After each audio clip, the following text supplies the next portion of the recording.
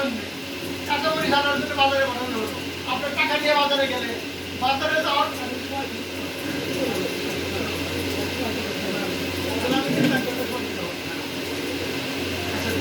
কাঁচামরিচ আনার জন্য বাজারে গেলেন টাকা নিয়ে, বাজারে গিয়ে দেখলেন জুয়া খেলা হচ্ছে, আপনার টাকা দিয়ে জুয়া খেলা শুরু করে সব টাকা হারায় ফিরত আসলেন। আপনি বাজারে যাওয়া শুরু খরচ, আপনার কাঁচামরিচ কিনা দায়িত্ব ছিল খরচ, কাঁচামরিচ কিনে নিয়ে বাড়ি আসা ছিল খরচ। আপনি গেলেন সব খরচ আদায় করলেন, আসল উদ্দেশ্য আপনার হাতে করুন না, তাহলে আপনার এই খরচ দেওয়া কাম হবে কথা কিনা বলেন? আপনি নামাজ রোজা হজ জাকাত সব কিছু খরচ করা হয়েছে, দিনকে বিজয় করার জন্য আল্লাহ করে খরচ করেছেন, দিনকে বিজয় করার জন্য আল্লাহ করে খরচ করেছেন। সুতরাং দিনকে বিজয় যে উদ্দেশ্য আমাদেরকে দুনিয়া পাঠাইছেন, নবীকে দুনিয়া পাঠাইছেন, সেই উদ্দেশ্য যদি হাসিল না হয় তাহলে বাজারে গেলেন, বাজার থেকে আসলে সব খরচ আদায় হলো, কাঁচা মরিচটা কিনলেন না, আপনার দ্বারা সংসার করা হবে। সুতরাং ভাইরা, এখন এই দিন বিজয় করার জন্য যুবক ভাইদের ঐক্যবদ্ধ হতে হবে।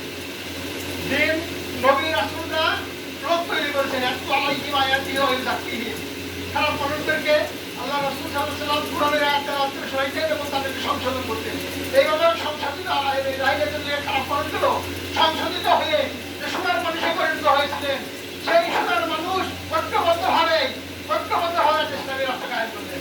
আর সেই ইসলামী রাষ্ট্র কায়েম করে আল্লাহর দ্বীন বিজয়ী করলেন। আমাদেরকে সেই ইসলামী বাংলাদেশে ইসলামী রাষ্ট্র কায়েম করে আল্লাহর দ্বীনকে বিজয়ী করতে হবে, কোরআনকে বিজয়ী করতে হবে, আল্লাহর আদর্শকে বিজয়ী।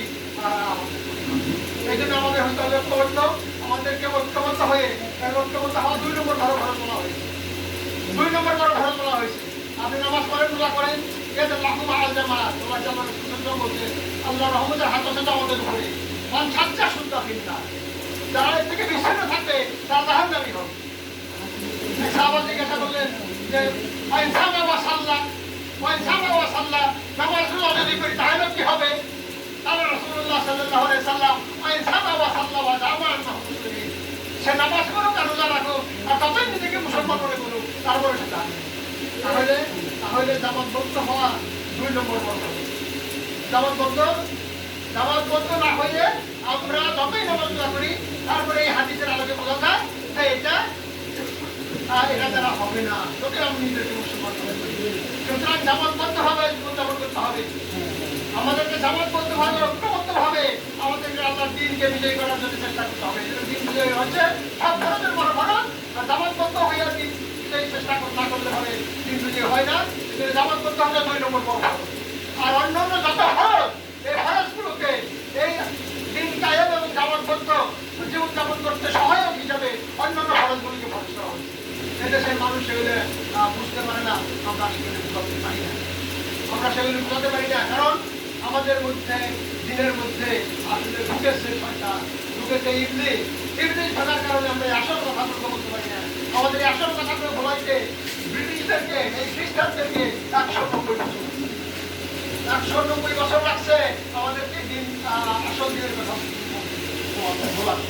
সুতরাং তারা এদেশের মাদ্রাসাগুলোকে ধ্বংস করে দিয়ে, মাদ্রাসার জমি জমা সব দখল করে নিয়ে তারপরে আমার নিজেরাই মাদ্রাসা বানাইছে।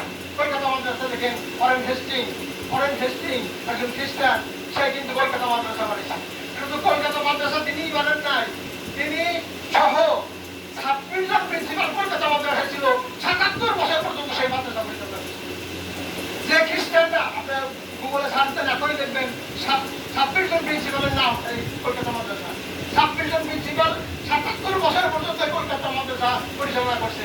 তারা সেই ইসলাম আমাদেরকে শিখাইছে যে ইসলাম করে না ঘোষপাত, করে না ঘোষদার, সেই সাবধান্ত ওটা তো জানতো তেরে বেড়ে ডান্ডা করে দেবো ঠান্ডা।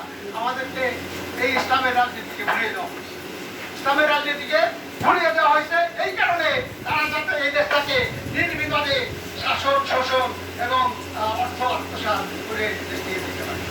প্রিয় ভাইয়ের আমার জন্য আজকে তারা এটাকে রাজনীতি বলে অবজ্ঞা করতে চায়, আজকে যারা রাজনীতি বলে এটাকে উপেক্ষা করতে চায়, আমি তাদের উদ্দেশ্যে বলতে চাই এটা রাজনীতি নয়, সত্যি সব রাজনীতি নয়, এটা ইসলাম, এটা ধর্ম, এটা আমাদের মুসলমানদের দায়িত্ব। প্রিয় ভাইরা, এই জন্য বুখারী শরীফের একটা হাদিস যে আবু হুরায়রা রাদিয়াল্লাহু তাআলা বলেন যে আমি একদিন এক মজলিসে বসে আছি, আল্লাহ রাসূল সেখানে আলোচনা করছেন। আল্লাহ রাসূল আলোচনা করছেন, আমি আমি সেখানে বসে আছি, আমরা অনেক সাহাবী সেখানে বসে আছি, আলোচনা শুনছি। এক সাহাবী আল্লাহ রাসূলকে জিজ্ঞাসা করলেন, ইয়া রাসূলুল্লাহ, কিয়ামত কবে হবে? ইয়া রাসূলুল্লাহ, কিয়ামত কবে হবে? আল্লাহ রাসূল সাল্লাল্লাহু আলাইহি ওয়াসাল্লাম বললেন, তোমরা তোমাদের যখন আমানতের খিয়ানত হবে তখন তোমরা কিয়ামতের জন্য অপেক্ষা করতে থাকো। বোঝা গেল না পরিষ্কার? আল্লাহ সাহাবী ভালো বুঝলেন না। আল্লাহ রাসূলের সাহাবী আবার জিজ্ঞাসা করলেন, ইয়া রাসূলুল্লাহ সাল্লাল্লাহু আলাইহি ওয়াসাল্লাম, আমানতের খিয়ানত আমাদের দ্বারা কিভাবে হবে? আমানতের খিয়ানত আমাদের দ্বারা কিভাবে হবে? আবার জিজ্ঞাসা করলেন। আল্লাহ রাসূল সাল্লাল্লাহু আলাইহি ওয়াসাল্লাম বললেন, যখন নেতৃত্ব এবং ক্ষমতা অযোগ্য এবং দুর্নীতিবাজদের হাতে যাবে, দুর্নীতিবাজদের হাতে অর্পণ করবে, তখন কিয়ামতের জন্য তোমরা অপেক্ষা করতে থাকবে। সুতরাং দুর্নীতিবাজদেরকে ক্ষমতা অর্পণ করা সবচেয়ে বড় খেয়ানত, মুসলমানদের সবচেয়ে বড় খেয়ানত। এই খেয়ানতের কারণে কিয়ামত নামক একটি দুর্ঘটনা এই দুনিয়ায় ঘটবে। সুতরাং এটা কি ছোট খরচ মনে করেন? এটা ছোট অপরাধ মনে করেন? নেতা নির্বাচন সবচেয়ে বড় কাজ, যে কাজটা না করলে, সব নেতৃত্ব প্রতিষ্ঠিত না করলে কিয়ামত সংগঠিত হয়ে যাবে। যতই নামাজি লোক থাকুক, যতই নামাজি লোক থাকুক, যতই মুসল্লি থাকুক, সংগঠিত হবে। সব নেতৃত্ব প্রতিষ্ঠিত না করতে পারলে কিয়ামত সংগঠিত হবে। এরকম একটা অপরাধ আমাদের দ্বারা সংগঠিত হোক, এটা আমরা কি কামনা করতে পারি? সুতরাং আমাদেরকে সব নেতৃত্ব প্রতিষ্ঠিত করতে হবে। আর একটা হাদিস আছে, তোমাদের নেতারা হবে ভালো মানুষ, তোমাদের নেতারা হবে ভালো মানুষ, চরিত্রবান, আর ধনীরা হবে দানশীল। আর তোমাদের সিদ্ধান্ত গৃহীত হবে পরামর্শের ভিত্তিতে, কোনো স্বৈরাচারী সিদ্ধান্ত নয়। হাসিনা সরকারের মধ্যে তোমাদের নেতারা হবে ভালো মানুষ, তোমাদের ধনীরা হবে দানশীল, এবং তোমাদের সিদ্ধান্ত গৃহীত হবে পরস্পরের পরামর্শের ভিত্তিতে। তখন তোমাদের মাটির পরিভাগ কবরের চেয়ে উত্তম, মাটির নিচের চেয়ে উত্তম হবে। আবার তোমাদের নেতারা হবেন দুর্নীতিবাজ, ধনীরা হবেন কৃপণ, এবং নেতৃত্ব যাবে নারীদের হাতে। তখন তোমাদের মাটির উপরে ভাগে থাকার চেয়ে কবরে দেওয়া হবে উত্তম। মাটির উপরে ভাগে থাকার তখন কোনো মুসলমানের অধিকার থাকবে না। ওই তাদের প্রতিবাদ করে জীবনটাকে বিলিয়ে দিয়ে, আবু সাইদের মতো মুগ্ধের মতো জীবনটাকে বিলিয়ে দিয়ে তখন মাটির নিচে দেওয়াই হবে আমাদের সাথে। প্রিয় ভাইরা, আমরা যুবকরা আমাদের আমি বলতে চাই যে যুবকদের ইবাদত আল্লাহ সবচেয়ে বেশি পছন্দ করেন। যুবকদেরকে আল্লাহ আমাদের সাহায্য করে বেশি দান দিবেন। আমরা ঐক্যবদ্ধভাবে আমরা সৎ নেতৃত্ব প্রতিষ্ঠা করার জন্য, বাংলার জমিনে কাজ করার জন্য দৃঢ় প্রতিজ্ঞ। আপনারা ইনশাআল্লাহ দৃঢ় প্রতিজ্ঞা ব্যক্ত করবেন আজকে। আমরা যাতে করে বাংলাদেশে অসৎ নেতৃত্বের যাতে মান মুখাতে উঠতে না পারে, তাদেরকে আমরা দমন করে, তাদেরকে পরাজিত করে সৎ নেতৃত্ব কায়েম করতে পারি, কোরআনের নেতৃত্ব কায়েম করতে পারি, আল্লাহ দিন বিজয় করতে পারি, সেই প্রত্যাশা, সেই আশা আপনাদের কাছে আমরা করতে পারি না? আল্লাহ আমাদেরকে অনুষ্ঠান করুন, যাতে করে আমরা এর জন্য আমাদের করতে হবে অনেক কিছু। অন্য সকল দলের কর্মী বাহিনী আছে, তারা কি কোরআন হাদিস পড়ে? তারা কোনো বইই পড়ে না। আমাদেরকে পড়াশোনা করতে হবে। পড়াশোনা করা, তারা বলে ভারী কাতুন তারা করবে মুসলমান সকল নারী এবং পুরুষের উপরে জ্ঞান অর্জন করা খরচ না। এই খরচ আমাদের আদায় করা 24 ঘন্টা সুযোগ আছে। সব মাঝে মধ্যে বলেন যে হজরের খরচ তোমার আদায় করছে, আমার দহরের আগে খরচ তোমার আদায় করার সুযোগ নাই আছে। কিন্তু আপনি 24 ঘন্টা জ্ঞান অর্জন করার এই খরচ তোমাকে এই খরচটাকে আদায় করতে হবে। তারা বলেন ভারী কাতুন তারা করবে এই জ্ঞান অর্জন আমাদের করতে হবে।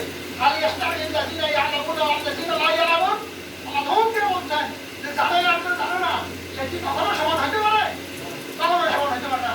আমাদেরকে জ্ঞানের সর্বোচ্চ সাক্ষ্য এই দুনিয়ায় বাংলার জন্য গ্রহণ করতে হবে। জ্ঞানী লোককে আবু বকর সিদ্দিক জ্ঞানী লোক, সবচেয়ে উচ্চ শিক্ষিত লোককে আবু বকর সিদ্দিক উচ্চ শিক্ষিত লোক, সবচেয়ে জ্ঞানী লোককে জান্নাতের কর্মীরা সকলেই জ্ঞানী লোক।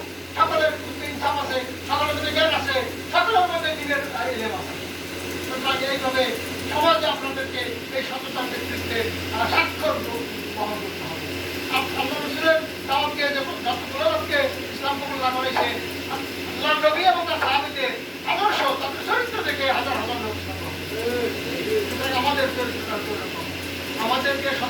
হবে। আমাদের চরিত্রের সাথে কেউ কিন্তু তুলনাই করা যায় না, যায়? তারা হলো চাঁদাবাজ, তারা হলো দখলবাজ, তারা হলো দুর্নীতিবাজ, তারা যাচ্ছে তাই করে। সুতরাং আমাদেরকে এদের মোকাবেলায় আমাদের উত্তম চরিত্র দিয়ে তাদেরকে মোকাবেলা করতে হবে। উত্তম চরিত্র দিতে হবে মোকাবেলা করার জন্য, জাতির সামনে উত্তম চরিত্র আমাদেরকে উপস্থাপন করতে হবে। আর তারা চরিত্রের চারিত্রিক দিক দিয়ে আমাদের কাছে পরাজিত হয়ে আমাদের চরিত্রের মধ্যে কালিমালি ভোট করার জন্য তৎপর হয়ে আছে। ইংলিশ কি বসে আছে? ইংলিশ কিন্তু বসে নাই। তারা যে কোনো অপবাদ দেওয়ার সুযোগ যে কোনো সময় গ্রহণ করে আপনার আমার চরিত্রের মধ্যে কালিমালি ভোট করে বলতে চাইবো যে আমাদের চরিত্র যেরকম, আমাদের চরিত্র সেই রকম, সুতরাং আপনারা আমাদেরকে বঞ্চিত হয়েছেন। সুতরাং আপনাদেরকে সতর্ক বানিয়ে আমি করছি, আপনারা সতর্ক থাকবেন। জামাতের কর্মী হিসাবে কালিমা লেখন করার জন্য যারা তৎপর আছে তাদের থেকে সবসময় সাবধান আমাদের থাকতে হবে। আমাদের ঐক্যবদ্ধ থাকতে হবে। ও ঢালক ভাই বলছেন যে কোনো অবস্থা মোকাবেলা করার জন্য ঐক্যবদ্ধভাবে আমাদের সবাই করতে হবে। ঠিক আছে? আল্লাহ আমাদের সবাইকে সহায়তা করুন। তাদেরকে আমরা এই কথাগুলো নিজে, আমি নিজে এবং সকলেই